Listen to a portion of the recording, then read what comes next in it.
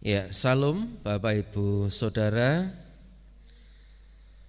Puji Tuhan, hanya oleh karena kemurahan Tuhan saja kita masih bisa beribadah. Dan ini merupakan minggu yang ketiga selama pemerintah memberlakukan PPKM darurat, ibadah untuk jemaat online, tetapi untuk keluarga gembala offline. Karena saya berpikir bahwa pendeta atau gembala dan keluarganya dalam keadaan apapun harus tetap ibadah raya dijalankan.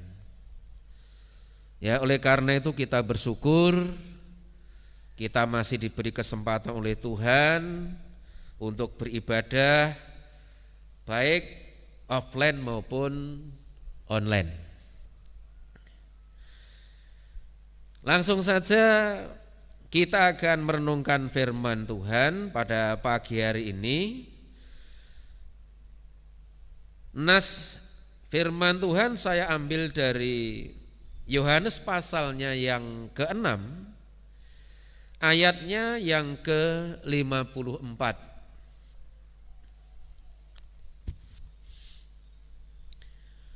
Yohanes pasalnya yang ke-6, ayatnya 54. Demikian firman Tuhan. Barang siapa makan dagingku dan minum darahku, ia mempunyai hidup yang kekal, dan aku akan membangkitkan dia pada akhir zaman. Tema renungan firman Tuhan pada saat ini adalah vaksinasi yang menjamin hidup kekal. Saya ulangi temanya, vaksinasi yang menjamin hidup kekal.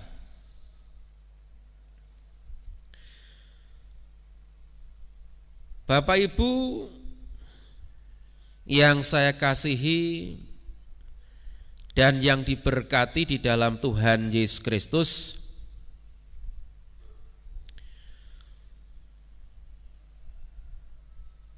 setelah virus corona yang sangat mematikan, dan kita tahu bahwa itu muncul diperkirakan atau orang mengatakan ada yang mulai bulan Oktober, ada yang Desember tahun 2019 di Wuhan, China atau Tiongkok. Bagaimana kita tahu bahwa pada saat itu di Wuhan keadaannya sangat mencekam, sampai-sampai suatu area atau kota itu di lockdown karena begitu banyak korban yang berjatuhan atau meninggal dunia.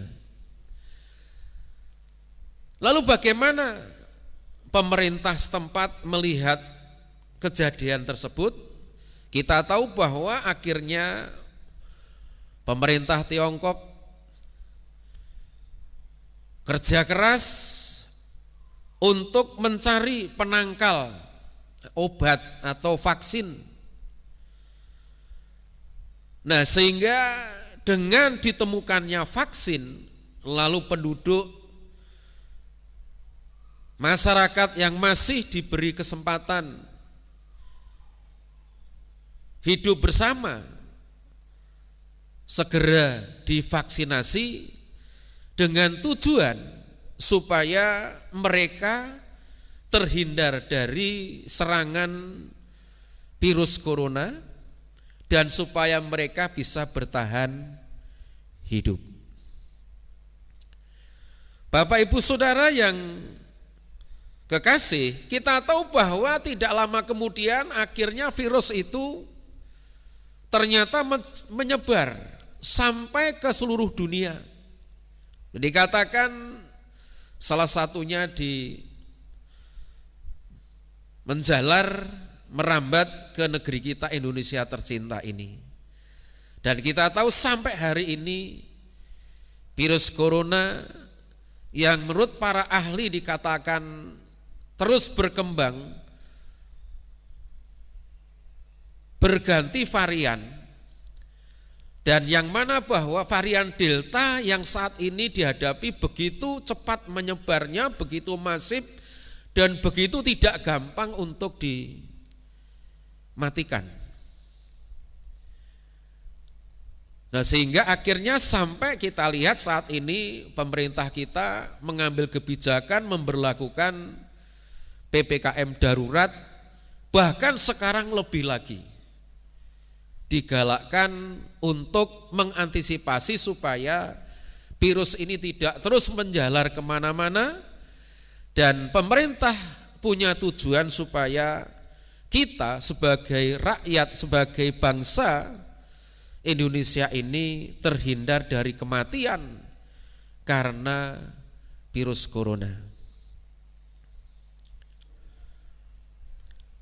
Oleh karena itu kalau sampai hari ini sebagian sudah mendapatkan vaksinasi, sebagian belum, Bapak Saudara, seandainya memang kita mendapatkan kesempatan jatah untuk divaksin, untuk divaksinasi, janganlah takut. Ya, saya bersyukur di Kabupaten Sukoharjo ini mendapatkan kesempatan gelombang yang pertama, yang mana bahwa pada saat itu saya mendapatkan satu undangan dari DKK Kabupaten Sukoharjo bahwa pada tanggal 25 Januari 2021 saya diminta hadir di RS Insinyur Soekarno Sukoharjo. Saya lihat ini adalah pelaksanaan vaksinasi gelombang pertama. Saya sangat bersukacita, saya sangat bersyukur, apalagi pada waktu itu ketika saya sampai di RS Insinyur Soekarno Sukoharjo, ternyata di situ bersamaan dengan Bapak Ibu Bupati, ada Bapak Kapolres, ada Bapak Dandim, ada Bapak Kajari, ya, kurang lebih 10 orang gelombang pertama itu mendapatkan vaksinasi. Satu kesempatan membuat saya semakin senang dan bersukacita karena vaksinasi ini sangat penting sekali. Lalu ditambah lagi yang kedua, vaksinasi yang kedua pada tanggal 8 Februari 2021. Sekaligus ini merupakan pengalaman saya pribadi dan pesan kepada Bapak Ibu Saudara, baik jemaat maupun masyarakat umum, jangan takut untuk divaksinasi. Karena para ahli mengatakan orang lebih baik divaksinasi daripada yang tidak. Kenapa yang tidak? Mungkin memang belum dapat jatah, atau mungkin karena tidak mau, atau mungkin karena takut dan sebagainya. Tetapi kesempatan ini saya sampaikan jangan takut. Karena vaksin itu diciptakan, vaksin itu ditemukan, baik itu dari negeri Tiongkok maupun dari Inggris ataupun dari Israel atau dari manapun. Tujuannya adalah untuk menambah antibodi kita, ya, imun kita, kekebalan tubuh kita, supaya kita tidak gampang terserang oleh virus atau penyakit, terutama saat ini adalah virus corona. Sekali lagi, jangan takut untuk divaksinasi. Kesempatan ini saya akan menyampaikan 3 hal yang harus kita ketahui agar kita bisa mengalahkan virus yang mematikan. Apa 3 hal itu? Yang pertama, milikilah imun atau antibodi yang kuat. Ini secara badan lahiriah kita. Supaya kita bisa mengalahkan virus yang mematikan, yang pertama, milikilah imun atau antibodi yang kuat. Lalu caranya bagaimana? Yang pertama, karena kita ini orang yang beriman, mengakui adanya Allah dan Allah itu sanggup untuk menolong kita, kita harus tekun berdoa. Doanya harus tekun, doanya harus kuat untuk minta pertolongan, perlindungan, keselamatan dari Tuhan. Yang kedua, menerima vaksinasi yang sudah disediakan oleh pemerintah. Terimalah, jangan takut. Pemerintah sudah menyediakan vaksin, menyediakan penangkal supaya kita imunnya kuat, supaya kita antibodinya kuat. Terimalah vaksinasi yang sudah diprogramkan, disediakan oleh pemerintah. Yang ketiga, makan dan minum yang bisa memberikan atau menaikkan imun atau antibodi kita. Yang kita makan, yang kita minum, nah coba diperhitungkan. Jangan yang membuat kita loyo, tapi yang membuat kita ini imunnya kuat. Yang keempat, taati prokes.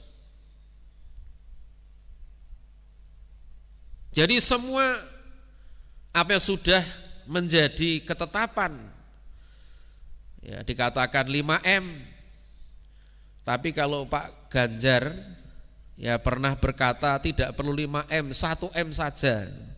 Apa itu? Manut. Artinya taat, manut semua prokes. Nah, dikatakan disitulah nanti akan terjadi. Kita diharapkan bisa mengalahkan virus yang sangat mematikan itu. Lalu mungkin muncul pertanyaan, apakah orang yang sudah divaksinasi lalu imunnya kuat, antibodinya kuat, tidak akan mati? Oh, yang namanya manusia, siapapun orangnya, suatu saat mesti akan mati. Tetapi yang pasti bahwa dengan merambahnya wabah virus corona ini, dengan kita ngikuti prokes, kita menerima vaksinasi, diharapkan kita semua bisa kebal dan bisa mengalahkan virus yang saat ini sangat mematikan itu. Sekarang lanjut yang saya tulis di sini memang Romawi 2. Kalau tadi Romawi 1, ini Romawi 2. Romawi 2, ketahuilah bahwa iblis virus yang sangat mematikan di bumi sampai akhirat.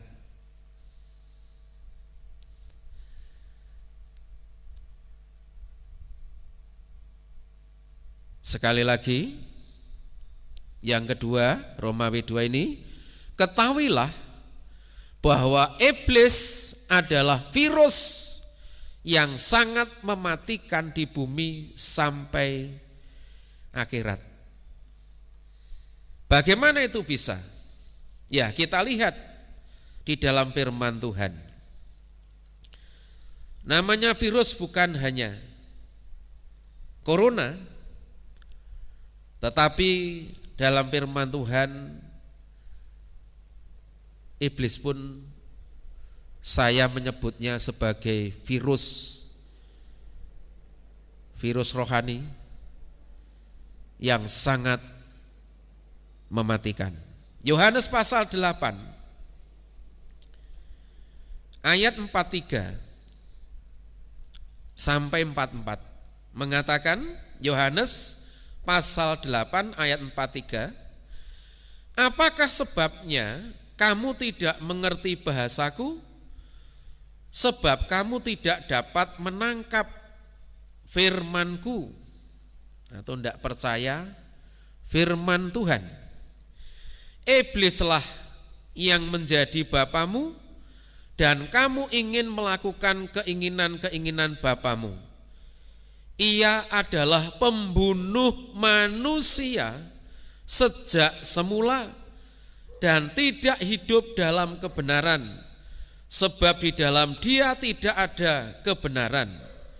Apabila ia berkata dusta, ia berkata atas kehendaknya sendiri, sebab ia adalah pendusta dan bapa segala dusta. Bapak Ibu saudara perhatikan dengan sungguh-sungguh, dalam ayat ini tadi dikatakan bahwa ia atau iblis adalah pembunuh manusia sejak semula. Pembunuh berarti manusia mati. Bagaimana kita bisa tahu? Ayat ini sudah menunjukkan jelas kepada kita, dan kita bisa ingat di dalam kejadian pasal yang ketiga, ketika Adam dan Hawa diberi kesempatan untuk menikmati Taman Eden. Pada waktu itu Hawa sudah tertipu oleh tipu muslihat iblis. Firman Tuhan mengatakan jangan makan ini, nanti kalau makan buah yang di Taman Eden ini, di tengah-tengah ini, satu pohon ini, pengetahuan yang baik yang jahat ini, kamu nanti akan mati. Tetapi iblis memutarbalikkan firman itu, dan manusia, khususnya pada waktu itu Hawa dan Adam, tertipu dan tidak taat dengan firman Tuhan, justru malah mengikuti perkataan iblis. Disitulah bukti sejak semula bahwa iblis itu pembunuh manusia. Dan akhirnya semua manusia sampai hari ini dikatakan menjadi manusia yang berdosa. Dan itu juga ditulis di dalam kitab Roma pasalnya 3 ayat 23. Roma 3 ayat 23 jelas dikatakan, sebab semua orang telah berbuat dosa dan telah kehilangan kemuliaan Allah. Jadi di dalam dunia ini, seantero alam semesta ini, tidak ada manusia yang tidak berdosa. Menurut kitab suci ini, semua orang berdosa. Sejak manusia pertama sampai sekarang ini. Lalu apa akibatnya? Roma 6 ayat 23 jelas. Roma 6 ayat 23 jelas mengatakan bahwa upah dosa adalah maut. Maut itu kematian. Kematian bukannya mati secara jasmani, tapi mati hukuman kekal di neraka sampai selama-lamanya. Oleh karena itu inilah yang saya sebutkan, yang saya maksudkan, bahwa kita harus mengetahui ada pribadi, ada oknum yang tidak kelihatan namanya iblis. Ini sebenarnya virus rohani yang sangat mematikan. Seringkali manusia tidak insaf, manusia tidak sadar, manusia tidak tahu, atau mungkin diberitahu tetapi tidak mau tahu. Ini ada dasar petunjuk yang jelas. Kitab suci mengatakan sejak semula iblis itu adalah pembunuh manusia. Mati secara lahiriah, mati secara hukuman kekal rohaniah di neraka. Oleh karena itu waspadalah dan jangan bersahabat dengan iblis.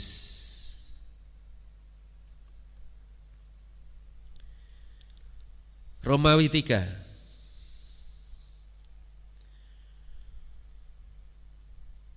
Supaya kita bisa mengalahkan virus yang sangat mematikan ini, yang ketiga adalah terimalah vaksinasi yang sanggup membunuh virus dosa dengan sempurna. Terimalah vaksinasi yang sanggup membunuh virus dosa dengan sempurna. Ini yang dimaksud adalah tubuh rohani. Supaya kita punya imun yang kuat, antibodi yang kuat, roh kita, manusia rohani kita. Kalau kita mau menerima vaksinasi yang sumbernya made in-nya dari surga. Bapak Ibu Saudara, kita harus tahu dan harus mengakui manusia punya tubuh jasmani dan punya tubuh rohani. Sayang kadang-kadang banyak orang yang diperhatikan, yang dipelihara dengan biaya yang besar hanya tubuh jasmani, tapi tubuh rohaninya tidak. Ini keliru Bapak Ibu. Harus imbang, harus balance. Tubuh jasmani juga harus dirawat, dipelihara, dijaga kesehatannya, keselamatannya. Tapi jangan lupa, manusia rohani kita harus dirawat, dijaga juga untuk keselamatannya. Siapa yang menjaga? Orang lain tidak, kita sendiri. Terimalah vaksinasi yang sempurna yang dibuat dari surga. Bagaimana itu bisa? Bisa.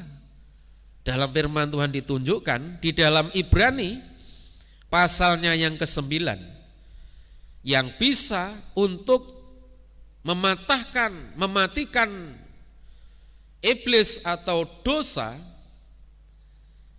itu adalah kurban atau darahnya Tuhan Yesus Kristus. Inilah vaksinasi yang dari surga.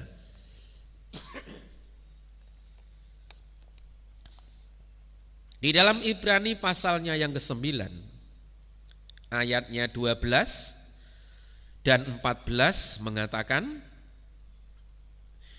dan ia telah masuk satu kali untuk selama-lamanya ke dalam tempat yang kudus, bukan dengan membawa darah domba jantan dan darah anak lembu, tetapi dengan membawa darahnya sendiri.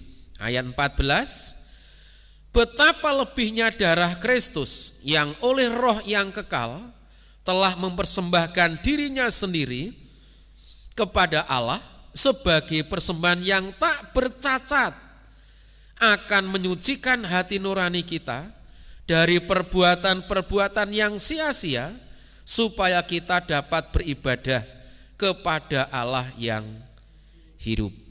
Bapak Ibu Saudara, inilah penangkal, inilah vaksinasi made in dari surga, yaitu darahnya Tuhan Yesus. Tuhan Yesus sudah mengorbankan dirinya. Dikatakan darahnya sendiri dikorbankan. Untuk apa? Untuk membunuh virus dosa, baik kuasa iblis maupun kuasa dosa. Hanya lewat kurban darahnya Tuhan Yesus. Ini sebagai vaksinasi untuk membunuh virus dosa. 1 Korintus pasalnya yang ke-15.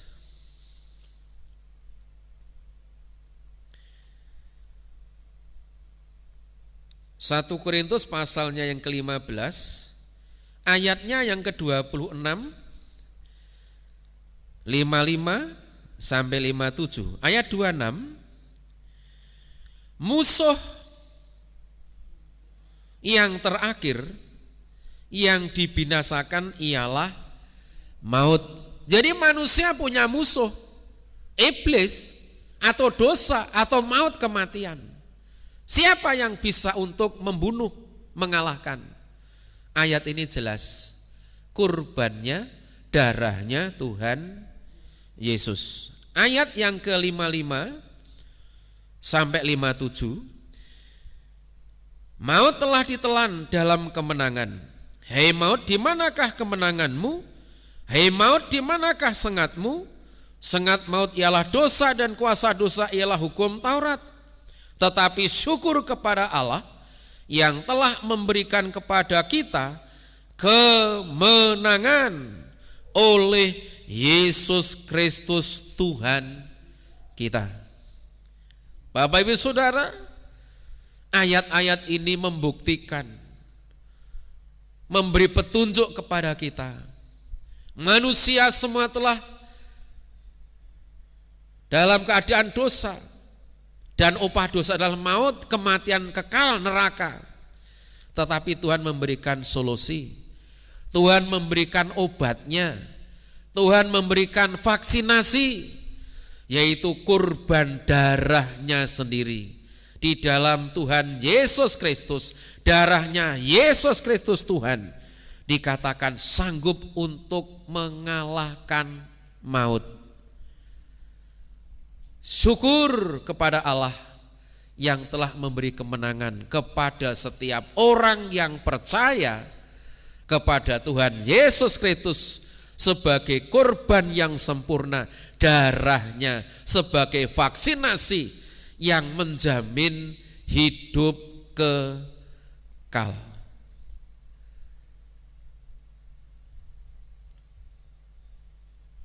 Kita ulangi ayat yang tadi sebagai nas kita pada saat ini, yaitu Yohanes pasal yang ke-6 ayat yang ke-54 tadi. Untuk menutup renungan kita pagi hari ini, Yohanes 6 ayat 54 tadi, barang siapa makan dagingku dan minum darahku, ia mempunyai hidup yang kekal. Amin. Dan aku akan membangkitkan dia pada akhir zaman. Selama kita masih di bumi ini, karena kita masih memakai badan wadah, dan saat ini kita tahu bahwa semua orang harus menjaga tubuhnya, menaikkan imunnya, antibodinya, dengan tadi sudah saya sampaikan, itu untuk menjaga, mempertahankan hidup yang ada di dunia ini. Dan kita harus ngikuti semua aturan ketetapan yang ada, kalau pengen kita masih bertahan hidup di dunia ini. Tetapi kalau kita ingin hidup sampai kekal selamanya di akhirat, Manusia rohani kita juga harus menerima vaksinasi. Ayat ini jelas katakan, siapa yang minum darahku berarti menerima vaksinasi darah Tuhan Yesus, percaya akan kurbannya Tuhan Yesus, orang itu akan mendapatkan hidup bukan hanya sementara, tapi hidup kekal di surganya Tuhan Yesus, bersama Tuhan Yesus, berbahagia, senang, selamanya. Namanya kekal berarti kekal selamanya. Berbahagialah orang yang percaya kepada kurbannya Tuhan Yesus, darahnya Tuhan Yesus sebagai vaksinasi dalam manusia rohani, maka kita akan mendapatkan jaminan hidup kekal bersama Tuhan Yesus di surganya selama-lamanya. Tuhan Yesus memberkati Bapak Saudara semuanya. Kita berdoa bersama-sama.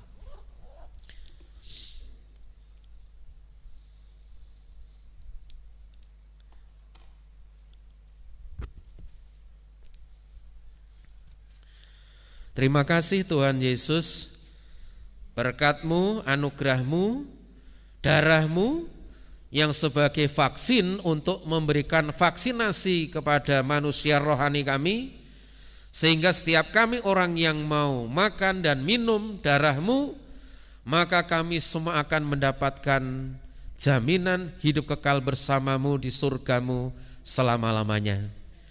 Kami serahkan roh jiwa tubuh kami dalam tangan kuasa-Mu. Apapun yang terjadi, kami ingin tetap setia kepada Tuhan, ikut Engkau sampai selama-lamanya. Memberkati semua anak-anak-Mu, jemaat-Mu yang ibadah online pada saat ini, dan semua yang mendengar firman-Mu diberkati, imannya dikuatkan dan semakin hidup mengasihi Tuhan lebih dari yang lain, diberkati lahiriah rohaniahnya dan hidup memuliakan nama Tuhan. Terima kasih Bapa, lindungilah semua anak-anak-Mu, umat-Mu, bahkan bangsa kami ini. Lepaskan, bebaskan, lalukan negeri kami Tuhan dari virus corona, agar bangsa kami pulih aman, nyaman, dan akhirnya bisa menjalankan aktivitas usaha pekerjaannya, dan ekonomi kembali pulih, dan semua diberi sehat, kuat, selamat, diberkati Tuhan Yesus Kristus. Terpujilah nama-Mu ya Bapa, segala hormat, pujian, kemuliaan hanya bagi-Mu di tempat yang maha tinggi. Dalam nama Tuhan Yesus Kristus kami akhiri ibadah raya pada pagi hari ini. Bapak Ibu serta saudara sekalian, pagi ini terimalah berkat kasih karunia kekal dari Allah Bapa, damai sejahtera di dalam Tuhan Yesus Kristus, serta pertolongannya Roh Kudus menyertai saudara semuanya mulai hari ini sampai Tuhan Yesus datang yang kedua kalinya. Haleluya, amin.